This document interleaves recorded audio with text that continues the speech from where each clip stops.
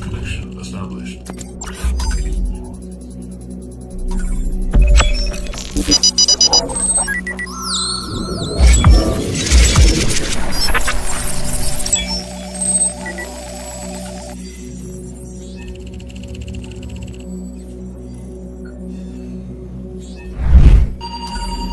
Access granted.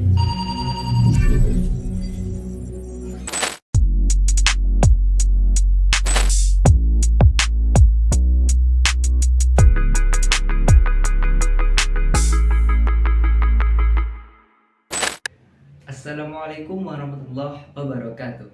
Perkenalkan, nama saya Devin Agus Wanda Hidayatullah dengan NIM 22129259 dari Prodi Pendidikan Guru Sekolah Dasar Fakultas Ilmu Pendidikan Universitas Negeri Padang. Kali ini saya akan membawakan sebuah dongeng yang bertujuan untuk memenuhi salah satu tugas mata kuliah, yaitu teori dan apresiasi sastra anak SD, dengan dosen pengampu yaitu Bapak Muhammad Habibi SPD MPD.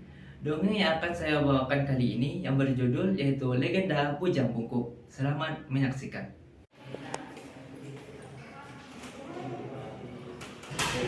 Bangun! Selamat pagi Bapak Devin. Selamat pagi Bapak Devin. Selamat pagi anak. Pagi Pak. Gimana kabarnya hari ini? Sehat Pak. Sehat Pak. Sudah makan semuanya? Sudah Pak. Si Yuda gimana Pak? Si Rian? Udah makan bubur saya tadi Pak. Bubur apa tuh? Bubur ayam Pak. Oke, bubur ayam. Si Doni? Saya Pak makan bubur juga Pak. Bubur apa Doni? Kacang hijau. Hijau. Enak tuh. Enak dong. Kalau Ikram makan apa Ikram? Makan rendang tadi pagi Pak. Makan rendang. Iya Pak. Si Fatur makan apa Fatur? Nasi goreng Pak. Si goreng siapa tuh?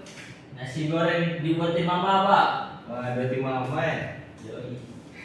Nah, untuk pagi ini alangkah baiknya kita memulai pelajaran dengan membaca doa. Baik Pak. Dari Bapak. Istani. Al-Qiyam. Idris. Baca doa mulai. Raditu billahi rabba rabbil islami dina wa bi muhammadin nabiyya wa rasulah rabbil zidni ilma warzuqni fahma sabit qalbi ala dinika wa ala ta'atika subhanaka inni kuntu minas zalimin. Amin. Assalamu alaikum warahmatullahi wabarakatuh. Waalaikumsalam warahmatullahi wabarakatuh. Baiklah, hari ini Bapak akan membawakan sebuah dongeng. Anak-anak mau mendengarkan tidak? Mau Pak. Nah, dongeng yang akan Bapak bawakan kali ini yaitu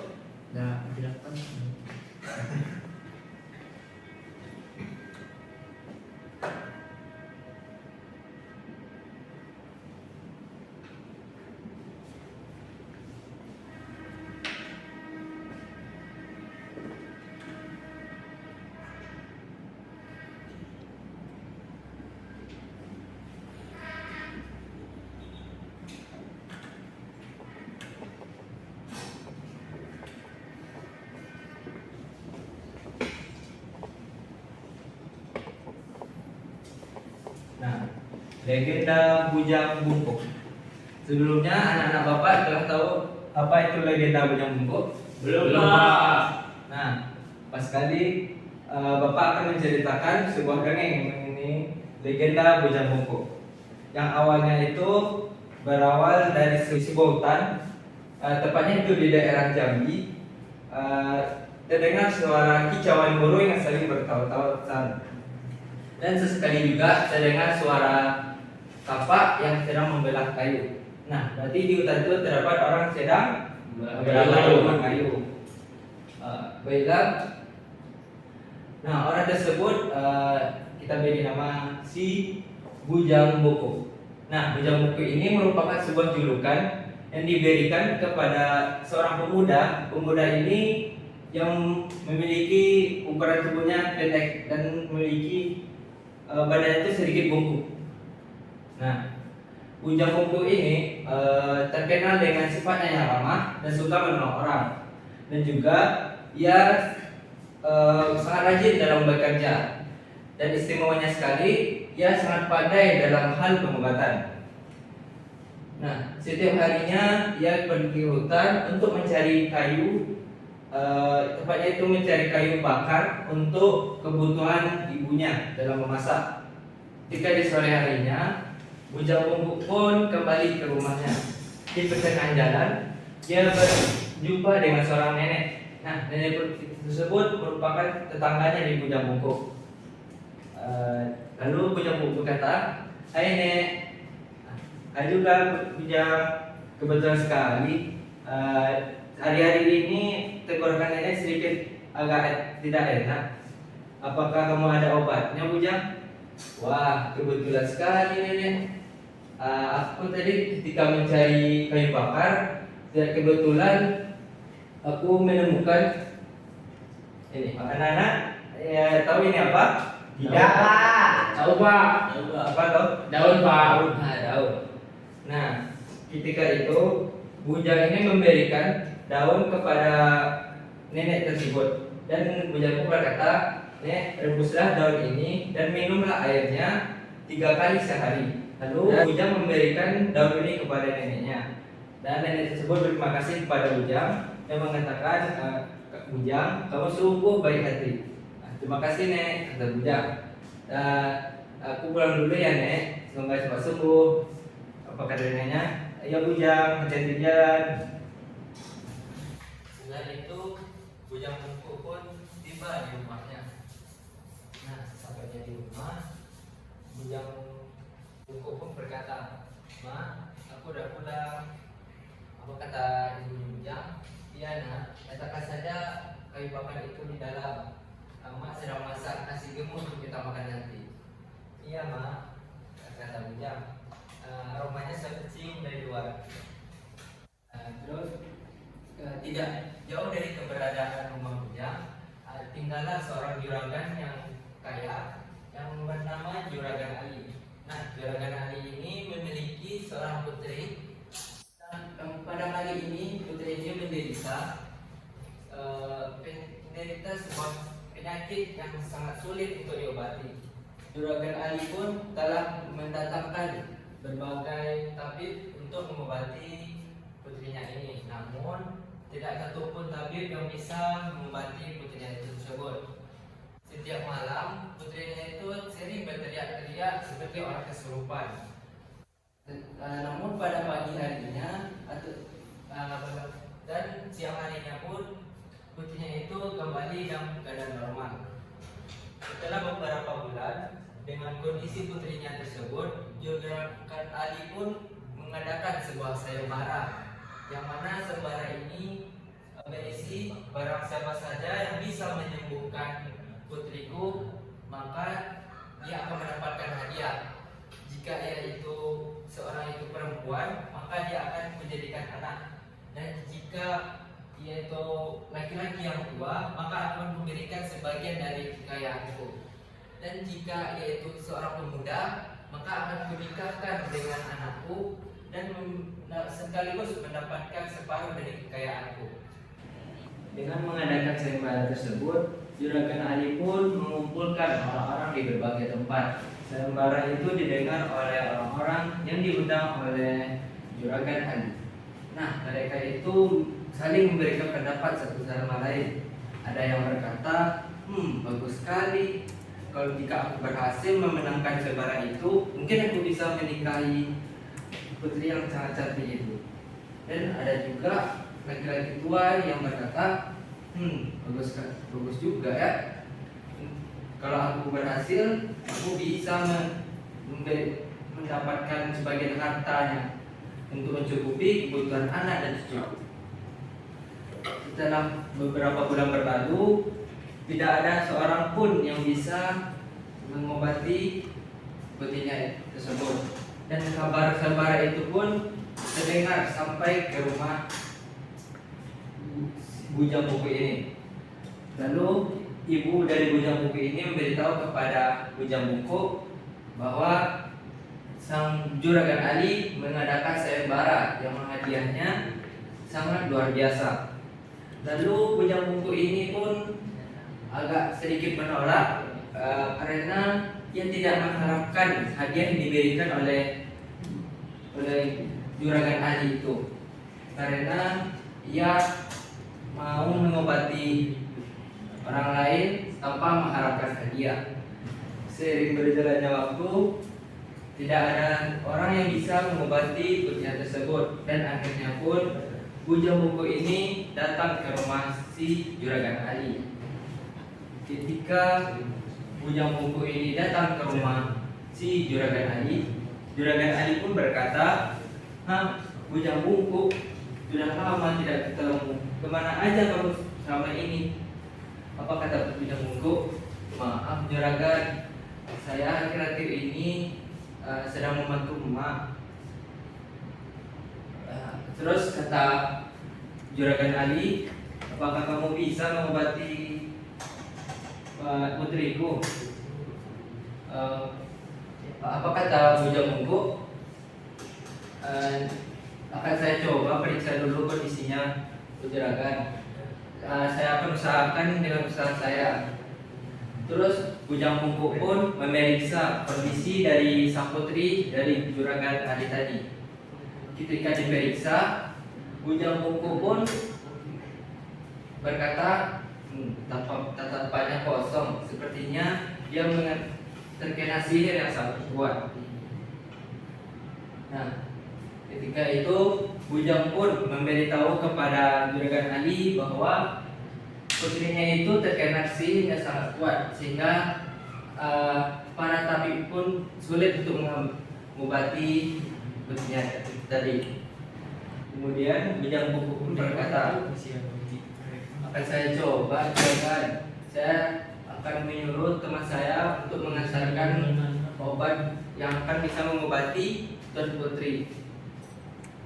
Terus bujang buku pun pulang dan menyiapkan bahan-bahannya.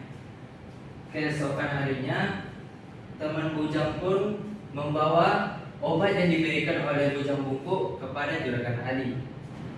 Lalu temannya itu menyampaikan pesan yang disampaikan oleh bujang Ali, yaitu minumlah ramuan ini 3 teguk 2 kali sehari, dan usapkan juga sedikit pada mukanya. Nah, seiring berjalannya waktu, tuan putri pun kembali sembuh dan juragan Ali pun merasa bahagia. Lalu ia menceritakan semua yang ia ceritakan, bahwa ia telah disembuhkan oleh seseorang. Nah, salah satu seseorang itu adalah temannya bujang buku ini.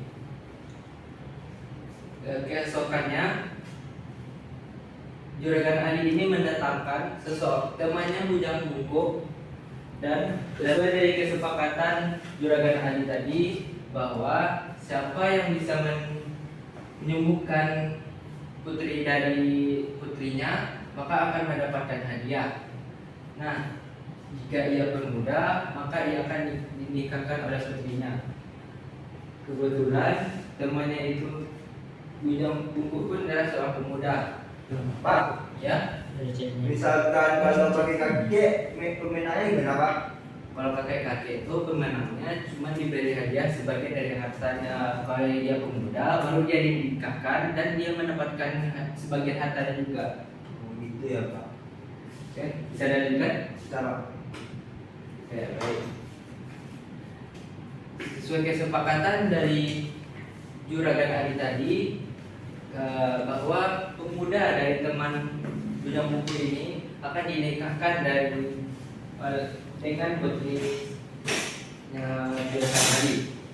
Lalu di dalam hatinya teman bujang buku ini dia berkata, ini yang aku takutkan. Bujang menyuruhku agar ia terhindar dari yang ini, karena bukan aku yang berjasa.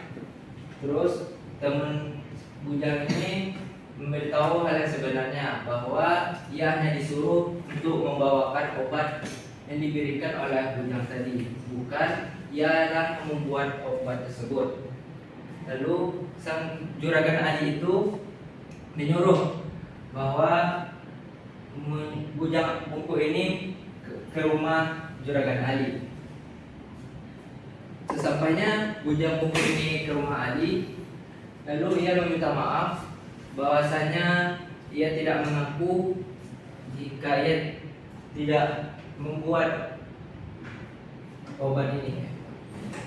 Lalu bujang buku pun meminta maaf kepada juragan Ali bahwasanya ia tidak mengaku karena ialah tidak membuat obat tersebut. Alasan bujang buku pun tidak mengaku bahwa ia yang membuat obat tersebut karena ia merasa tidak pantas untuk bersanding dengan Tuan Putri karena dengan kondisi yang ia alami sekarang ini.